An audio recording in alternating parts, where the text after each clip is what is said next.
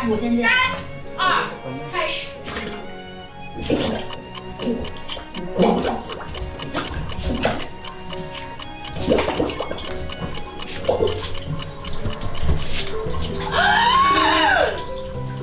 Okay, cut, good. And action.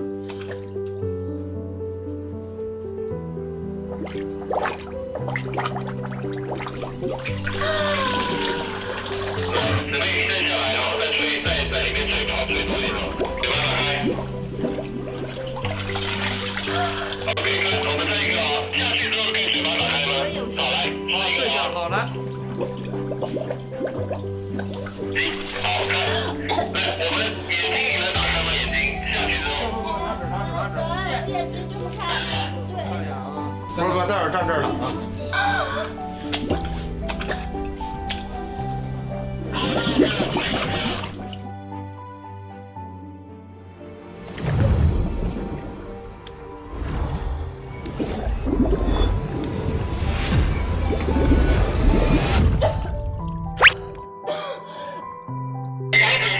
好，辛苦辛苦。辛苦了，让我验，让小野一起来。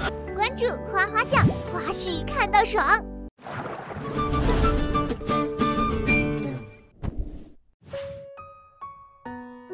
好，来，吃饭，开机。我恨得不知他伤害了我，我恨得知他伤害了你。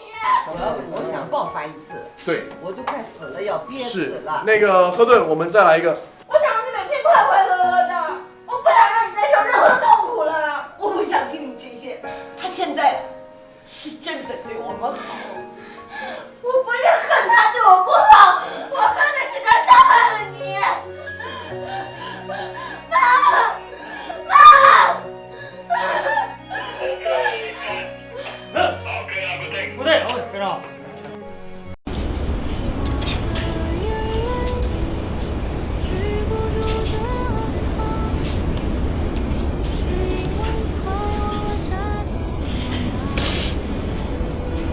OK。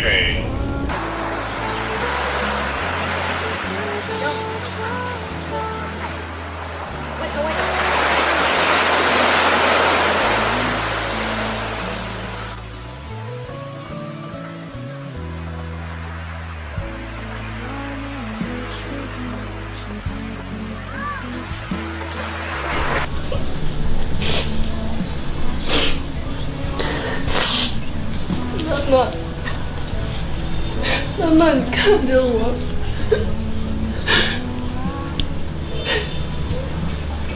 谢谢你，妈妈。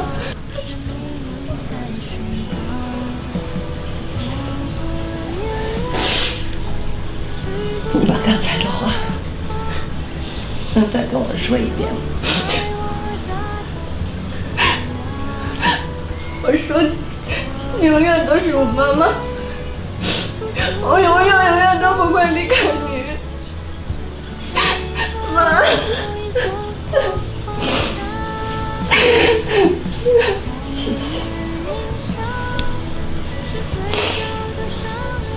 妈妈。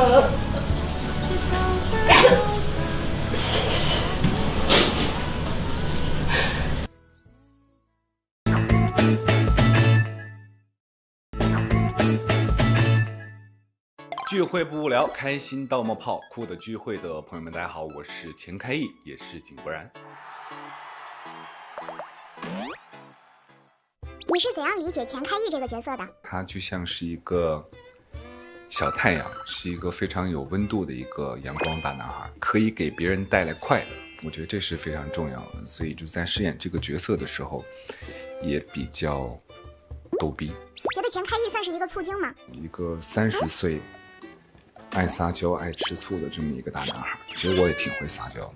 饰演一个电台主持人，有提前做哪些功课吗？开机之前，我们也找了一个专业的电台老师，对，然后去取了一些经。其实更主要的，我觉得是声音，因为就像小的时候我们在听广播的时候，在那个年代，就是真的拿一个收音机，就是听声音，就觉得好像这是一种很特别的接触。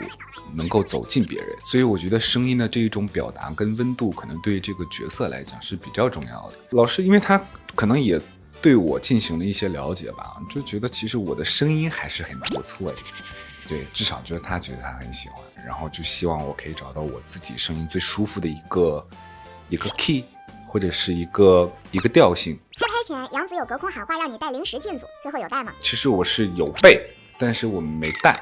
对，因为他身边的同事每天都压力很大，就是不希望他吃零食，然后我也希望就是我们这个，对吧？我也希望我们这个收视有一定的保证。没有，我是说我自己，我没有说妹妹。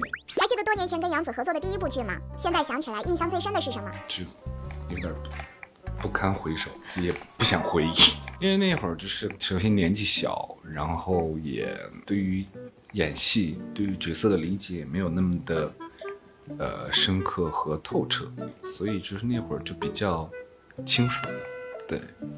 就是回顾青春的感觉吧，就是隔了数年之后再相见，好像也会回到那个时候的一个就是旧相识，像同学聚会的一个感觉。觉得杨紫多年后有什么变化吗？我觉得没变了，我觉得小杨紫就是没变，她还是那么活泼，还是那么幽默。我跟她在一起拍戏，在一起工作，给我最大的感受就是她能带给我快乐。首先她自己本身就很幽默。然后他也很会讲笑话。其次，我觉得就是他身上，我觉得就是最闪光点，是因为他的笑点很低，所以有些时候你给他讲什么笑话，你不用担心他不会笑，就是他完全就是在第一时间就可以 get 到你的一些笑点。我觉得这个就还挺让人满足的。女孩冲冲冲中的一些台词，现在还记得吗？反正你是个大白菜，我是个大西瓜，大白菜永远是大白菜。大西瓜永远是大西瓜。不记得，但有点印象。现在回想起那个画面，会觉得很社死吗？怎么说呢？很尴尬，想死。如果用水果或蔬菜来形容贺顿和钱开义的话，会是什么？我觉得贺顿有点像猕猴桃，不是猕猴桃，火龙果，可能外表比较带刺，对，或者是很难相处。对，有一些棱角，然后其实内心剥开之后，它是非常有营养的，然后非常有温度的，也非常脆弱的这么一个角色。我觉得钱开义像一个土豆，就是每一家每一户每一个人都不能缺少的一个营养。觉得杨紫和贺顿有什么相似或不同之处吗？我觉得跟她自己本身一定是有反差的。虽然就是妹妹本身自己就是性格是比较活泼、比较开朗的，对，但是我觉得就像之前女孩冲到女心理师，我突然间觉得，杨紫长大了，她从一个小妹妹变成了一个大妹妹。然后在这个过程，整个对于自己的一个修炼的过程当中，就是你明显的感觉到她的心智其实是很成熟的，她经历了很多，只不过是她保留了自己当时的那一份阳光和纯真。对，这个是你能感觉到的。